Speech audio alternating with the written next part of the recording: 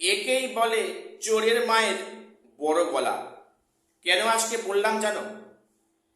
তোমরা দেখেছো যে টেন্টেড লিস্টে যাদের নাম আছে তাদের টাকা ফেরতের প্রক্রিয়া অলরেডি এই সরকার শুরু করে দিয়েছে, আর শেষরক্ষে হবে না। তো এখানে যারা টেন্টেড ক্যান্ডিডেট রয়েছে সেই লিস্টে, তারা দাবি করছে, তারা রাস্তায় নেমেছে কি বলে, যে আমাদের জেলে ভরা হয় ভরা হোক, কিন্তু টাকা দিতে পারবো না। এবং যে ক বছর চাকরি করেছে, 6 বছর কি 7 বছর কি 8 বছর, সেই বছরগুলো ফিরিয়ে দিক আমাদের। আমি এই প্রসঙ্গে কয়েকটা কথা বলবো, হয়তো কথাগুলো অনেকের শুনতে খুব কানে বাজবে, কিন্তু একদম সঠিক বাস্তব কথা, বুঝে নাও। প্রথম জানো যে এই সরকার, আগের সরকার কিন্তু কাছে নির্দেশ দিল যে অযোগ্যদের টাকা ফেরতের প্রক্রিয়া শুরু করতে হবে, একাধিকবার কোর্ট থেকে অ্যালার্ট করেছে। সেখানে স্কুল সার্ভিস কমিশন সেখানে সরকারের কাছে দায়বদ্ধ, জানি না কোনো এক কারণে, যদিও একটা অটোনমাস বডি লোকে বলে, আমি বলি না। তো সেখানে সরকারের ইচ্ছা না থাকায় এসে সেই পদক্ষেপ গ্রহণ করেনি যে অযোগ্যদের টাকা ফেরতের প্রক্রিয়া শুরু হোক 12% ইন্টারেস্ট সহ। এখন সেখানে একাধিক প্রশ্ন কেন করেনি, হিসাব পরিষ্কার। আগের সরকার জানে এই টাকার ভাগ আমরা পেয়েছি, যদি এখন টাকা ফেরত চাই তারা ঘুরিয়ে বলবে যে টাকা তো আপনারা নিয়েছেন, তা আপনারা আমাদের টাকা ফেরত দিন, আমরা টাকা ফেরত দিচ্ছি। এই ভয়েতে বা সেই তৎকালীন সরকারের কোনো নেতা মন্ত্রীদের ভাষা মানে ফেসে না যায়, সেটা মাথায় রেখে কিন্তু এই টেন্টেডদের কাছে টাকা ফেরতের কোনো প্রক্রিয়া শুরু করেনি আগের সরকার। কোনো সদিচ্ছা ছিল না, সেখানে বারে বারে কিন্তু কোর্ট করেছিল। এখন সেখানে কিন্তু এই সমস্ত কারণে আগের সরকার টাকা ফেরতের দাবি করেনি। সরকার চেঞ্জ হয়েছে, পালাবদল ঘটেছে, শিক্ষার আমূল পরিবর্তন আসছে আগামীতে, আমরা প্রত্যেক সংকেত পাচ্ছি, আভাস পাচ্ছি। এই সরকার কিন্তু ছাড়বে না, ছাড়া উচিত নয়। একজন শিক্ষাক্ষেত্রে যোগ্যকে মানে টোপকে ক্ষমতা টাকার বলে সে সেই পোস্ট পেয়ে যাবে, তা আবার শিক্ষা ব্যবস্থার মধ্যে। একটা দেশের কিন্তু উন্নতি মেনে কারিগর শিক্ষা ব্যবস্থা, সেটাকে ধ্বংস করার প্রক্রিয়ায় কিছু লোক উন্মাদের মতো মেতে উঠেছিল। তো সেখানে কিন্তু তাদের মানে যোগ্যদের হাত থেকে চাকরি ছিনিয়ে নিয়ে ক্ষমতা এবং অর্থের বলে তারা চাকরি পেয়েছিল। তারা সমাজে এখন চোর বলে বিবেচিত। লোক দেখলে রাস্তায় চোর বলে ডাকবে, এই চোর বলে ডাকবে, ঠিক আছে? তো এত স্পর্ধা যারা পেয়েছিল, এতদিন এই আর্থিক ক্ষতি করে এসেছে, শিক্ষা ব্যবস্থার বিপুল ক্ষতি করে এসেছে, সেখানে একটাও প্রশ্ন অ্যাটেন্ড করেনি, মানে পুরো ব্ল্যাঙ্ক ওয়েমার।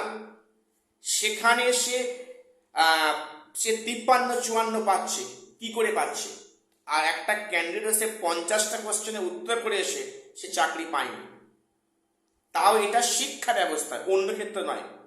শিক্ষা নিয়ে ছেলে খেলা করেছে আগের সরকার, এবং কিছু জালি ক্যান্ডিডেট, চোর ক্যান্ডিডেট, তারা কোনো চোর বলতে কোনো ক্ষতি নেই।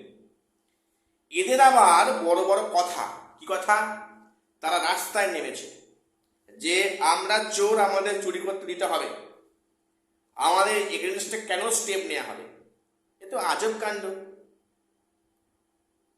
যাকে বলে পথেও হাঁকবো আর চোখও রাখবো, এটা কথা বলে না বাংলায়, সেই অবস্থা।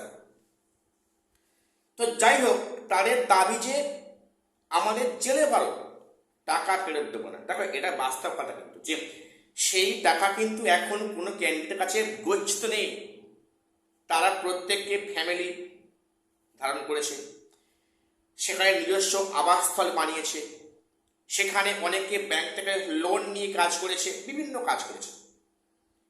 কেউ তো টাকা নিয়ে ঘরে স্টক করে সব বসে নেই। সেই টাকা যদি 12% সুদ দিতে হয়, সেখানে সত্যি কিন্তু মানে অনেকে নিঃস্ব হয়ে যাবে। এটা বাস্তব কথা, মানছি। কিন্তু মানছি না এখানেই, ওই যে অযোগ্য টেন্টেড যারাকে চোর বলে পরিচিত, তাদের কাছে কিন্তু এই মানে শাস্তিটাই কাম্য।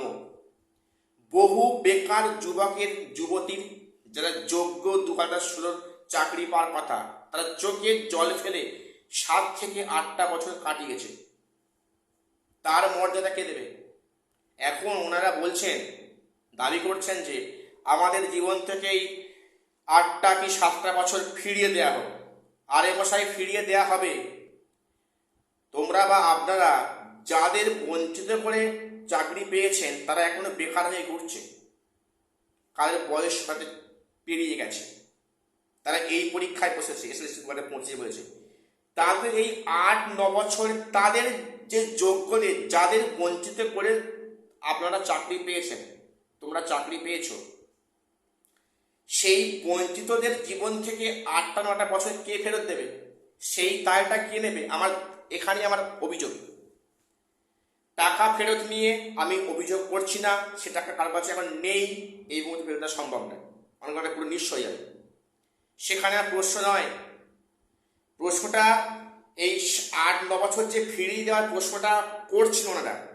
আমার প্রশ্ন আছে, বেকার যারা বঞ্চিত ক্যান্ডিডেট 2016, যাদেরকে বঞ্চিত করে সেই সিটগুলো টেন্টেড ঢুকেছে, তাহলে সেই যে বঞ্চিতদের জীবন থেকে 8-9 বছরের কোনো চাকরি ছিল না, জব ছিল না, সেই দিনগুলো, তাদের বছরগুলো কে ফিরিয়ে দেবে?